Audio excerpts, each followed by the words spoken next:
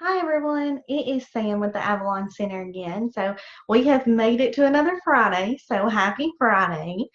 I am coming today to talk about a very tender, kind of sensitive subject, but I wanted to talk about sexual intimacy after a sexual assault or rape. And that is a very real struggle that anyone that has been a victim of something like that has to deal with. There's lots of things that can happen with that, lots of trauma, symptoms, and side effects that last for a very long time. Just getting through your day to day life after something like that has a lot of struggles, and especially whenever you're trying to create new relationships and be intimate with someone after something like that has happened, it can be incredibly difficult going forward with someone that is a victim of that. So, although it's not a super fun topic and it's not something easy for a lot of people to talk about, it's real and it's something that people absolutely have to deal with. So, nothing about rape or sexual assault is easy. And this is absolutely one of those things that it's not easy, but it's something that you face. So I wanted to talk about that and kind of some of the things that happen along with that after a rape or sexual assault. One can be avoiding sex in general. That is very common. It's very common to hear, I feel dirty. I feel like no one would want me after this has happened. I feel like you can just look at me and you know that this has happened to me, something like that, which is all just a symptom, just something that kind of happens, that you have to deal with after that, after the fact.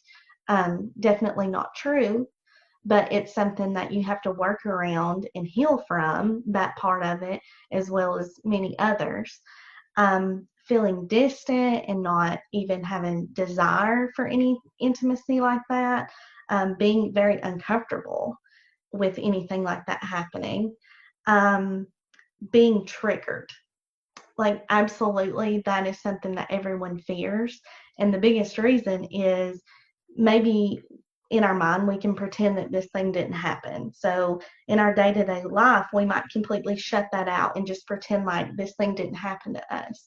But the thing about triggers and trauma is that you don't get to decide what triggers you and what doesn't. It's not something that you can control. And definitely going back into sexual intimacy with someone after that, it's a fear that you could be triggered. It's a reality that you could be triggered by something. So, really, moving on from that, what really has to happen is that you have to know your body, you have to know yourself. You can find out, as you go, what little things, what it is that does trigger you, and kind of avoid those. Communicating with your partner, being very safe, feeling safe, knowing what will make you feel safe, and communicating that might also help. Um, However, another thing that kind of happens with victims of sexual assault or rape that can happen is that they are very hyperactive after something like that happens, to where in that moment you felt so helpless and you had no control, that it makes you feel safe and better by knowing that you're in control and I'm deciding to do this. So, and I have the control in this situation. So it's very common for victims to become very hyperactive after a sexual assault like that. So any of those are very common trauma symptoms of something like that happening. But the biggest thing is that healing takes time.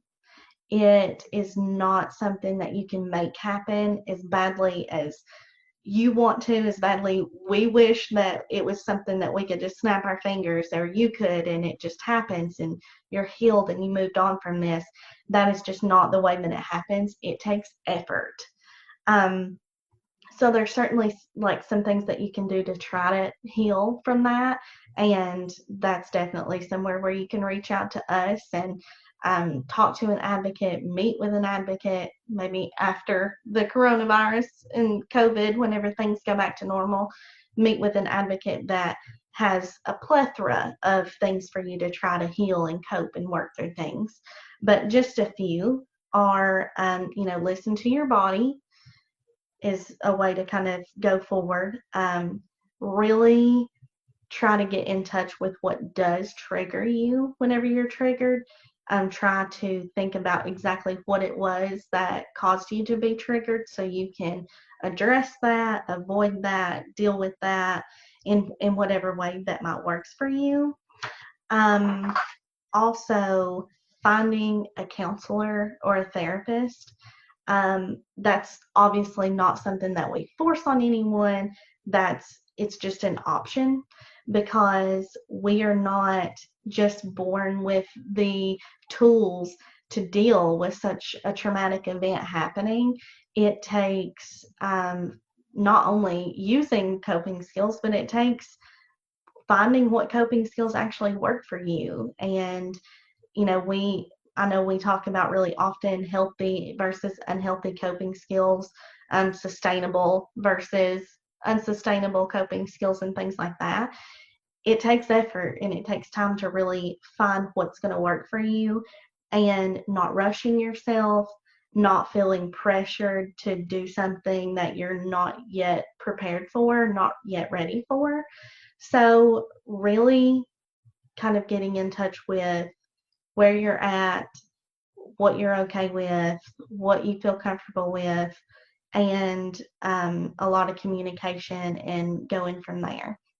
But that's very brief and very short. But again, if you have experienced something like this, then this is certainly something that you're going to face and you very well will have struggles with. Reach out to us. That's why we're here. Our confidentiality is always priority. If you've never reported, if you don't want anyone to know that this has ever happened to you, you can call us and your confidentiality will 100% be kept with us. Um, we can talk to you about anything that you would like to talk about, including coping skills and how to move forward and, how to really kind of get down to find out what it is that is triggering you, that is, makes you feel unsafe and all those things.